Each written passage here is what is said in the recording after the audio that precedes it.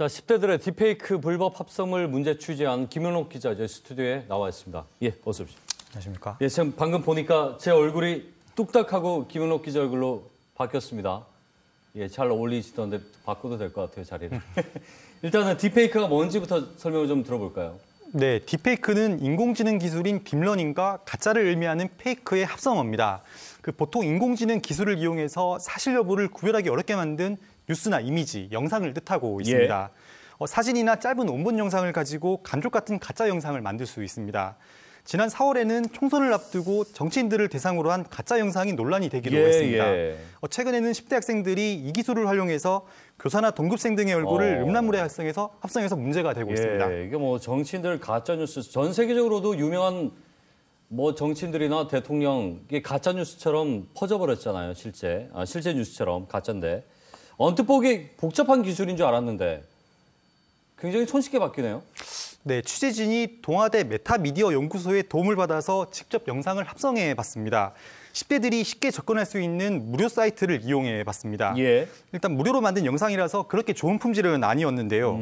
짧은 시간에 사진을 동영상으로 만들 수 있습니다. 또 10,000원 안팎만 내면 비교적 고품질로도 만들 수 있습니다.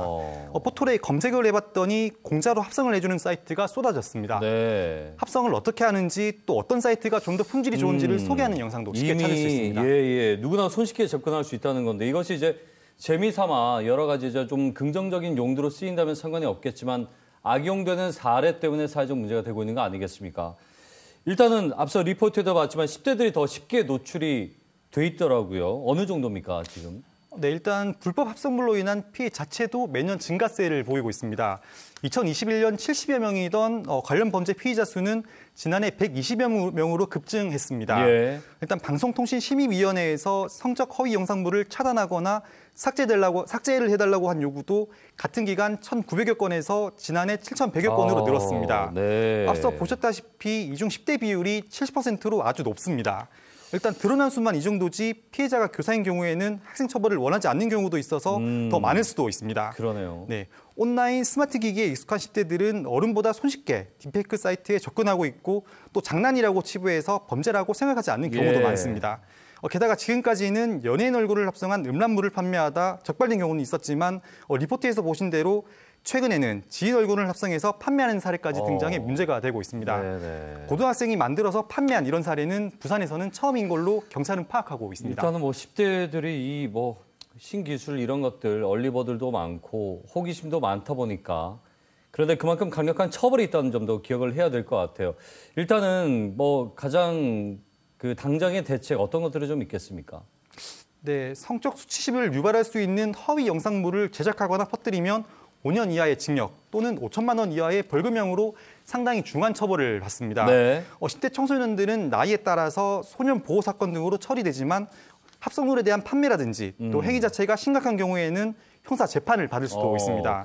10대들도 이런 성범죄의 경우에는 보다 더 강한 처벌을 받는다는 인식이 필요해 보입니다. 또 무엇보다 딥페이크로 인한 불법 합성물이 논란이 된 건 사실 얼마 안 됐기 때문에 딥페이크 관련 인터넷 사이트 접근 통제나 10대들에 대한 처벌 강화에 대한 논의도 중요하지만 더 중요한 건 예방 활동이 우선입니다. 이런 불법 합성이 얼마나 위중한 범죄고 또 행위에 따라서 이런 강력한 처벌까지 받을 수 있다는 점을 충분히 교육하고 이후에 법이나 관련 제도를 강화해야 한다고 전문가들은 지적하고 있습니다. 최근 비슷한 사례가 잇따르면서 부산교육청도 부산 지역 620여 개 초중고교를 찾아가서 불법 합성에 따른 처벌을 안내하는 등 예방 활동을 강화하고 있습니다. 그러니까 AI부터 이런 최첨단 기술의 부작용을 줄일 수 있는 어떤 제도적인 보완들이 꾸준하게 나와줘야 이런 기술들이 더 빛을 볼 수 있는 거 아니겠습니까? 말씀 여기까지 듣겠습니다. 고맙습니다.